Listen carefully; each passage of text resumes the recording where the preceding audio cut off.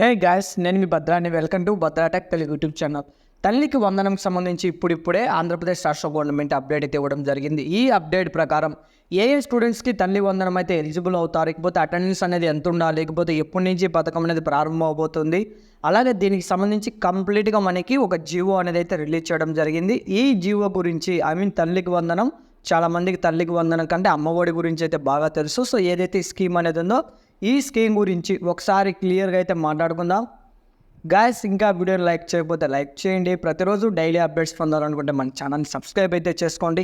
In case మీకు ఈ తల్లికి వందనం గురించి ఏమైనా డౌట్స్ ఉన్నట్టయితే డిస్క్రిప్షన్లో వాట్సాప్ గ్రూప్ అయితే ఇస్తాను, ఒకసారి అందులో జాయిన్ అవ్వండి. నా నెంబర్ ఉంటుంది, మెసేజ్ చేయండి, మీకున్న డౌట్ అయితే క్లియర్ చేసుకోండి.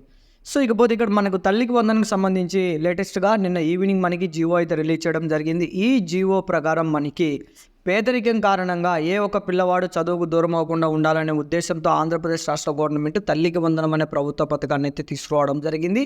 ఈ తల్లికి వందనం అనే పథకం ద్వారా కుటుంబంలో ఎంతమంది ఉంటే, సపోజ్ మీ కుటుంబంలో 3 పిల్లలు ఉన్నా, 4 పిల్లలు ఉన్నా, 5 మంది పిల్లలు ఉన్నా, మ్యాక్సిమం 3-4 కన్నా ఎక్కువ ఉండరు. ఇలా ఎంతమంది ఉంటే అందరికీ, ఒకరుంటే 15,000, ఇద్దరుంటే 30,000, ముగ్గురుంటే 45,000, ఇలా ఒకేసారి వాళ్ళ అకౌంట్లలో వేస్తామని అయితే క్లియర్గా అయితే చెప్పడం జరిగింది.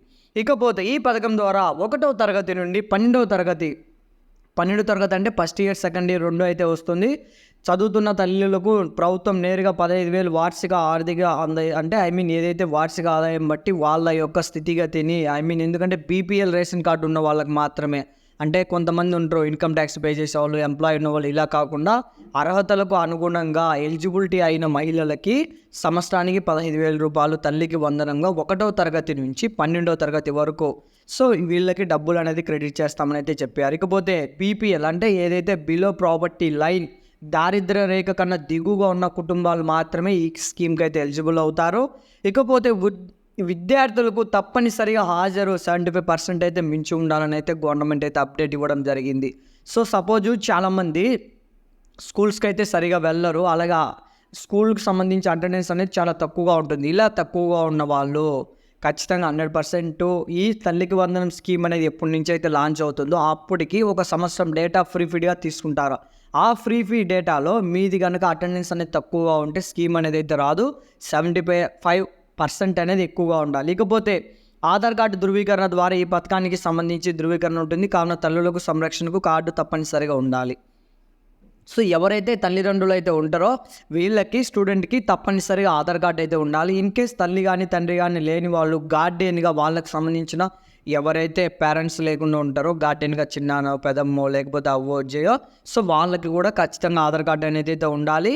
ఇకపోతే ఈ తల్లికి వందనానికి సంబంధించి ఏదైతే ఈ జీవో ఉందో ఈ జీవో ప్రకారం డీబీటీ పేమెంట్ అనేది రిలీజ్ చేస్తున్నారు కాబట్టి, అంటే డైరెక్ట్ బెనిఫిట్స్ ఏదైతే గవర్నమెంట్ అక్కడ బటన్ నొక్కుతానే తల్లుల ఖాతాలో క్రెడిట్ అవుతుంది కాబట్టి ఎన్పిసిఐ లింక్ అనేది మస్ట్ అండ్ షుడ్గా ఉండాలని గవర్నమెంట్ అయితే పేర్కొనడం అయితే జరిగింది.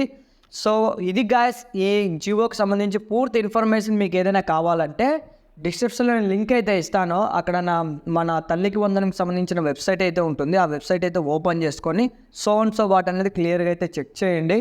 వీడియో నచ్చితే లైక్ చేయండి, తప్పకుండా మన తోటి మిత్రులకు వీడియోని అయితే షేర్ చేయండి. ఇకపోతే ఎప్పుడు పథకం ప్రారంభమవుతుందని అయితే ఇంకా క్లియర్గా అప్డేట్ ఇవ్వలేదు. అప్డేట్ ఇస్తే మరొక వీడియోతో మీ ముందుకైతే వస్తాను. ఆ వీడియో మీరు మిస్ కాకుండా ఉండాలంటే ఇప్పుడే మన ఛానల్ సబ్స్క్రైబ్ చేసుకోండి. జై హింద్.